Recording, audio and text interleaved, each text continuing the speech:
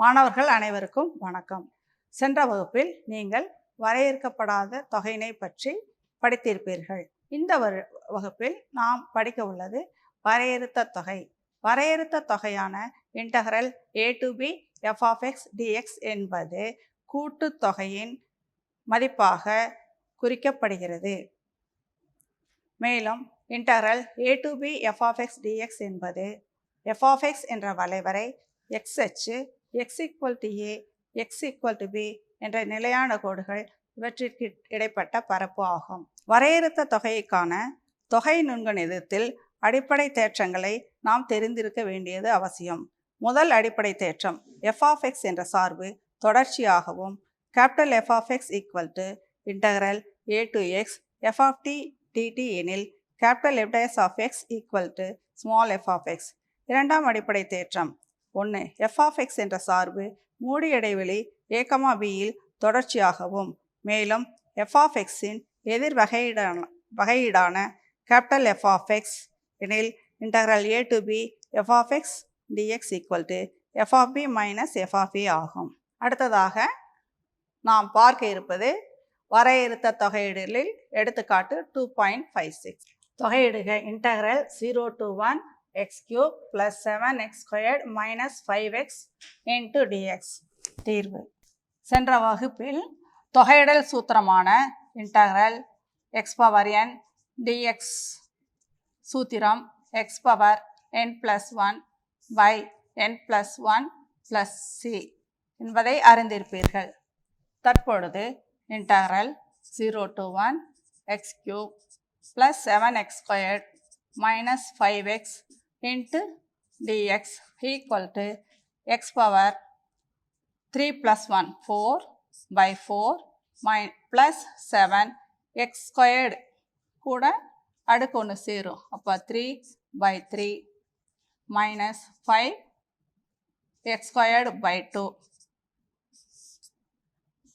இது வரையறுத்த தொகை, எனவே எல்லை கொடுக்கப்பட்டிருக்கும் 0 to 1. இப்பொழுது முதலில் மேல் எல்லையான 1ஐ பிரதியிட வேண்டும். 1 power 4 1 1 by 4 plus 7 by 3 minus 5 by 2. பிறகு கீழ் எல்லையான 0ஐ பிரதியிட வேண்டும். 0 power 4 0 plus 0 minus 0 equal to இதனுடைய மீச்சிமாவை காண வேண்டும். 12 12ஆக்க தொகுதியை 3ஆல் பெருக்க வேண்டும். இதற்கு 4ஆல் 7 28 மைனஸ் 2ஆல் 6ஆல் பெருக்க வேண்டும். 30 ஈக்குவல் டு 28 31 மைனஸ் 30 1/12. எனவே 0 to 1 x cube plus 7x squared minus 5x dx என்ற வரையறுத்த தொகையின் மதிப்பு 1/12. நாம் இப்போது பார்க்க இருப்பது தொகை சார்பு திரிகோணமிதி சார்பு. எடுத்துக்காட்டு 2.60. தொகையிடுக integral 0 to π/2 cos squared x dx. தொகை சார்பானது cos squared x. இது அடுக்கில் உள்ளதால் நேரடியாக தொகை காண முடியாது. அடுக்கில் உள்ள cos squared x-ஐ கூட்டலாகவோ அல்லது கழித்தலாகவோ மாற்றி அமைத்த பின்புதான் தொகை காண முடியும். சென்ற வகுப்பில் நாம் cos squared x-க்கு மதிப்பை கண்டிருக்கிறோம். cos 2x equal to 2 cos squared x minus 1. Therefore, 1 plus cos 2x equal to 2 cos squared x. இதனை மாற்றி அமைக்க 2 cos squared x equal to 1 plus cos 2x. cos squared x equal to 1 plus cos 2x by 2. cos squared x equal to 1 plus cos 2x whole divided by 2 என பிரதியிட integral 0 to π/2 cos squared x dx equal to integral 0 to π/2 1 plus cos 2x into dx by 2. 1/2ஐ வெளியே எடுக்க 0 to π/2 1 plus cos 2x into dx equal to 1/2 integral 0 to pi by 2 1 into dx plus integral 0 to pi by 2 cos 2x into dx equal to 1 by 2 dx integrate பண்ணா x plus cos 2x integrate பண்ணா sin 2x by 2 limit 0 to pi by 2 மேல் எல்லையை xக்கு பதிலாக பிரதியிட 1 by 2 pi by 2 plus sin 2 into pi by 2 by 2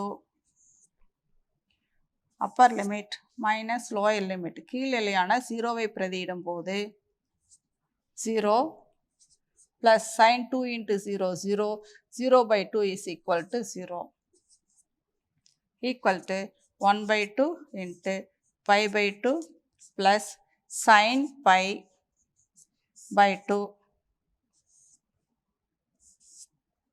minus 0 தற்போது 1 by 2 into pi by 2 plus sin pi 0 0 by 2 0 is equal to pi by 2 4 therefore 0 to pi by 2 cos squared x dx என்ற வரையறுத்த தொகையின் மதிப்பு pi by 4 ஆகும். இப்பொழுது நாம் காண இருப்பது வரையறுத்த தொகையிடலில் எடுத்துக்காட்டு 2.65 தொகையிடுக integral -1 to 1 x into root of x plus 1 dx கொடுக்கப்பட்ட தொகைச்சார்பை நாம் நேரடியாக தொகையிடல் செய்ய முடியாது. எனவே ரூட்டுக்குள் இருக்கும் மதிப்பை t என பிரதியிடுக.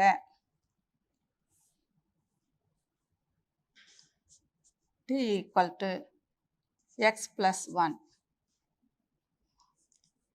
அதாவது x plus 1 equal to t x is equal to t minus 1 மேலும் dx by dt equal to 1 dx equal to dt எப்பொழுதெல்லாம் நாம் பிரதியிடல் செய்யும் போது எல்லை மதிப்பு இருந்தால் அதனையும் மாற்றி அமைக்க வேண்டும். எல்லை மதிப்பானது x இல் உள்ளது. எனவே x is equal to -1 which imply t equal to x plus 1 -1 plus 1 equal to 0 x is equal to 1 which implies t equal to 1 plus 1 equal to 2 therefore integral -1 to 1 x into root of x plus 1 dx equal to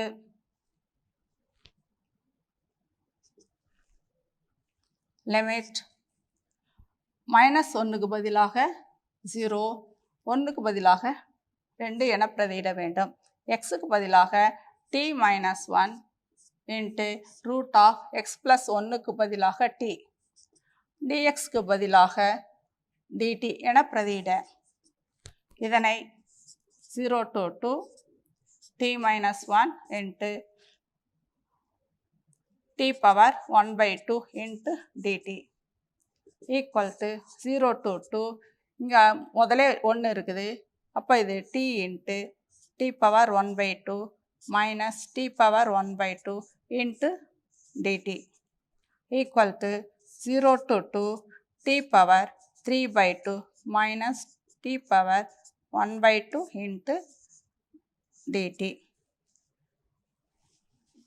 நாம் முன்னமே அறிந்திருந்த integral x power n dx equal to x power n plus 1 by n plus 1 plus c என்ற சூத்திரத்தை பயன்படுத்த integral 0 to 2 t power 3 by 2 minus t power 1 by 2 into dt equal to t power 3 by 2 plus 1 minus t power 1 by 2 t power 3 by 2 plus 1 by 3 by 2 plus 1 minus t power 1 by 2 plus 1 by 1 by 2 plus 1 li 0 to 2 equal to t power 5 by 2 by 5 by 2 minus t power 3 by 2 by 3 by 2 limit 0 to 2. பகுதியில் பின்னம் இருந்தால் தொகுதியில் தலைகீழாக மாற்றி அமைக்கலாம். 2/5 t power 5/2 minus 2/3 t power 3/2 0 to 2. தற்பொழுது tக்கு பதிலாக மேல்நிலையான 2ஐ பிரதியிட 2/5 2 அடுக்கு 5/2 minus 2/3 2 அடுக்கு 3/2 மைனஸ் கீழ்நிலையான 0ஐ பிரதியிடும்போது tக்கு பதிலாக 0 பிரதியிடும்போது 0, இங்கேயும் 0, அப்போ 0 மைனஸ் 0 ஈக்குவல் டு 2/5 2 அடுக்கு 5/2 என்பது 2 squared into √2 minus 2/3 into 2 power 3/2 என்பது 2√2. Therefore 2/5 into 4√2 minus 4/3 into √2 equal to 8√2/5 minus 4√2/3. இவற்றின் மீச்சிமா 15. 8 into 3 24 √2 minus 5 into 4 20 √2 equal to 4√2/15 என்பதை தொகைச்சார்பின் மதிப்பு ஆகும். Therefore minus 1 to 1 x into root of x plus 1 dx equal to 4√2/15.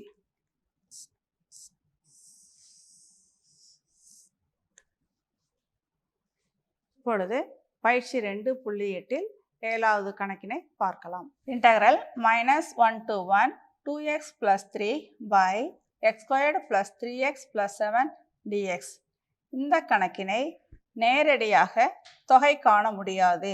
எனவே பிரதியிடல் முறையில் தொகை காண்பது எளிதான ஒன்றாகும். எனவே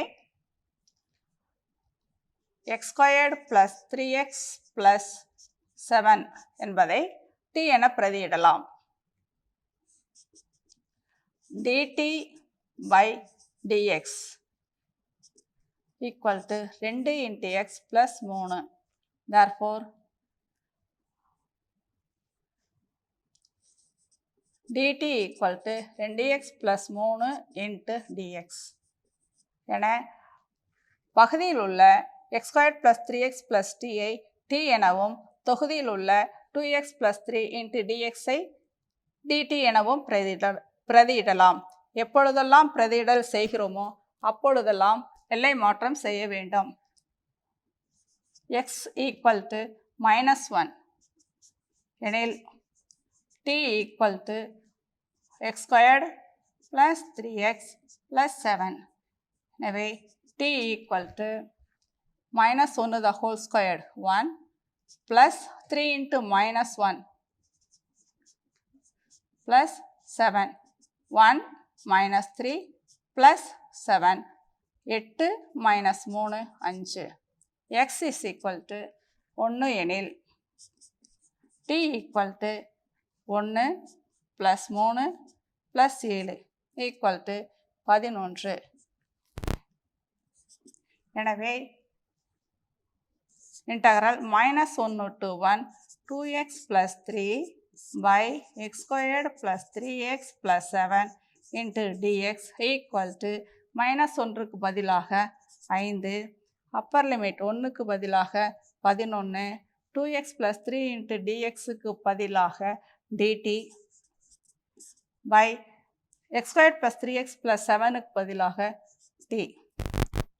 எனவே இதனுடைய தொகையீடு log t.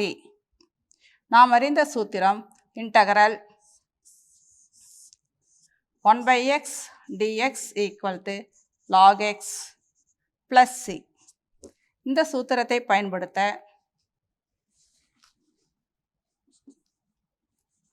log t limit 5 to 11. Therefore log 11 minus log 5. முன்னர் வகுப்புகளில் படித்த சூத்திரமான log a minus log b equal to log a by b. இந்த சூத்திரத்தை பயன்படுத்த log 11 by 5. எனவே integral -1 to 1 2x plus 3 by x squared plus 3x plus 7 into dx என்ற தொகையிடலின் மதிப்பு log 11 by 5 ஆகும். தற்போது நாம் காண உள்ளது வரையறுத்த தொகையின் பண்புகள். மூடிய இடைவெளி a, bயில் f(x) மற்றும் g(x) தொடர்ச்சியான சார்புகள் எனில் integral a to b f(x) plus or minus g(x) dx equal to integral a to b f(x) dx plus or minus integral a to b g(x) dx.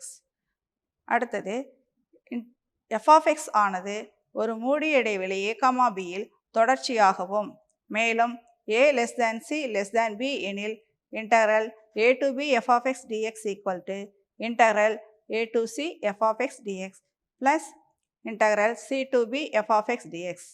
அடுத்ததாக integral 0 to a f(x) dx equal to integral 0 to a f of a minus x dx. f(x) integral minus a to a f(x) dx equal to 0. இதில் f(x) என்பது இரட்டை சார்பு எனில் integral minus a to a f(x) dx equal to 2 into 0 to a f(x) dx ஆகும். இப்போது நாம் வரையறுத்த தொகையின் பண்புகளை பயன்படுத்தி பயிற்சி 2.9இல் 1வது கணக்கை பார்க்கலாம். integral -π/4 to π/4 x cube cos cube x dx. தொகை சார்பான x cube cos cube x ஆனது ஒற்றை சார்பா அல்லது இரட்டை சார்பா என காண வேண்டும். அதற்கு வரையறுத்த தொகையின் பண்புகளான integral a to a f(x) dx என்பது ஒரு ஒற்றை சார்பு எனில் f(x) ஒரு ஒற்றை சார்பு எனில் integral -a to a f(x) dx is equal to 0. f(x) ஆனது இரட்டை சார்பு எனில் -a to a f(x) dx equal to 2 into 0 to a f(x) dx ஆகும். இங்கு கொடுக்கப்பட்டுள்ள தொகை சார்பை ஒற்றை சார்பா அல்லது இரட்டை சார்பா என காண f(x) equal to x cube cos cube x. f of minus x equal to minus x the whole cube cos cube minus x. -1 அடுக்கு 3 எனவே minus x cube. cos of minus theta cos theta எனவே cos cube x equal to minus x cube into cos cube x ஐ நாம் f(x) என பிரதியிட்டுள்ளோம். எனவே f of minus x is equal to minus f(x). இதில் எனவே கொடுக்கப்பட்ட தொகை சார்பானது ஒற்றை சார்பு. கொடுக்கப்பட்ட தொகை சார்பு ஒற்றை சார்பு எனில் integral -a to a f(x) dx is equal to 0. எனவே integral -π/4 to π/4 x cube into cos cube x dx equal to 0.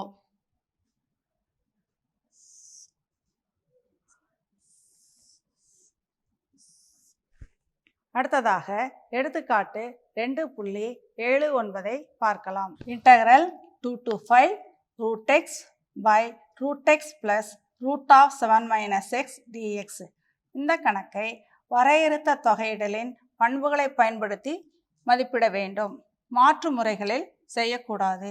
வரையறுத்த தொகையின் பண்பானது integral a to b f(x) dx equal to integral a to b f of a plus b minus x into dx. இங்கு a என்பது 2 b என்பது 5 ஆகும். எனவே இதனை I என்க. integral 2 to 5 root x by root x plus root of 7 minus x dx. இதனை 1 என்க. வரையறுத்த தொகையின் பண்பான integral a to b f of x dx equal to integral a to b f of a plus b minus x ஐ பயன்படுத்த integral 2 to 5 xக்கு பதிலாக 2 plus 5 minus x by root of 2 plus 5 minus x plus root of 7 minus xக்கு பதிலாக 2 plus 5 minus x into dx equal to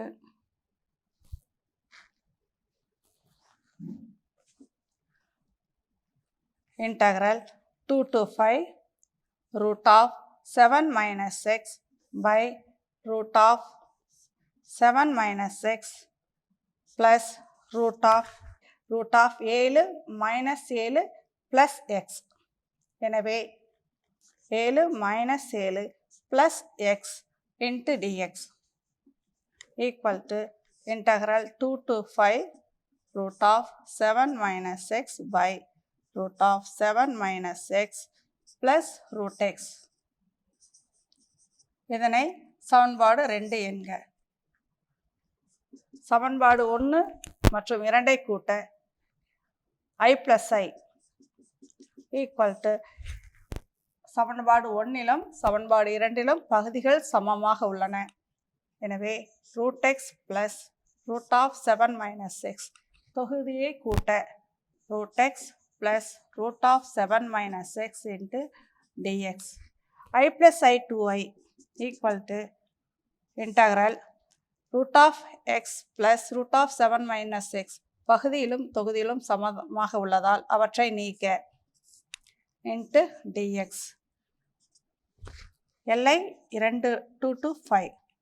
to 5 இதனை தொகைக்கான x equal in 2 to 5 2i equal to 2 to 5 xக்கு பதிலாக மேல் எல்லையை பயன்படுத்த 5 கீழ் எல்லையை பயன்படுத்த 2 எனவே 3 2i equal to 3 therefore I equal to 3 by 2 I என்பது integral 2 to 5 root of x by root of x plus root of 7 minus x into dx ஆகும். Therefore 2 to 5 root x by root x plus root of 7 minus x into dx இதனுடைய மதிப்பு 3 by 2 ஆகும். இனி பயிற்சியில் 2.9இல் 5வது கணக்கை பார்க்கலாம். கொடுக்கப்பட்ட தொகையிடலை I என எழுதிக் கொள்ளலாம். I equal to integral 0 to 1 log 1 by x minus 1 into dx. இதனை 0 to 1 log 1 minus x by x into dx என எழுதலாம். இதனை சமன்பாடு 1 என்க. வரையறுத்த தொகையின் பண்பான integral 0 to a f of x dx equal to integral 0 to a f of a minus x into dx ஐ பயன்படுத்த I equal to integral 0 to 1 log 1 minus x by 1 minus x into dx equal to 0 to 1 log 1 minus 1 plus x. எனவே x by 1 minus x into dx. இதனை சமன்பாடு 2 என்க. சமன்பாடு 1 2 கூட்ட 2i equal to integral 0 to 1 log 1 minus x by x into dx plus 0 to 1 log x by 1 minus x into dx. இதனை 0 to 1 log 1 minus x by x plus log x by 1 minus x into dx என எழுதலாம். நாம் 10ஆம் வகுப்பில் படித்துள்ள log a plus log b equal to log a into b என்ற சூத்திரத்தை பயன்படுத்த integral 0 to 1 log 1 minus x by x into x by 1 minus x into dx. இந்த xஐயும் xஐயும் நீக்கி விடலாம். 1 minus xஐயும் 1 minus xஐயும் நீக்கி விடலாம். எனவே 0 to 1 log 1 into dx. log 1 என்பது 0க்கு சமம். 0 to 1 into dx. 0 into dx. 0 into anything 0. Therefore 0. 2i equal to 0. எனவே I equal to 0. I என்பது integral 0 to 1 log 1 by x minus 1 into dx equal to 0 ஆகும். எனவே கொடுக்கப்பட்ட தொகையீடு 0 integral 0 to 1 log 1 by x minus 1 into dx இன் மதிப்பு 0 ஆகும்.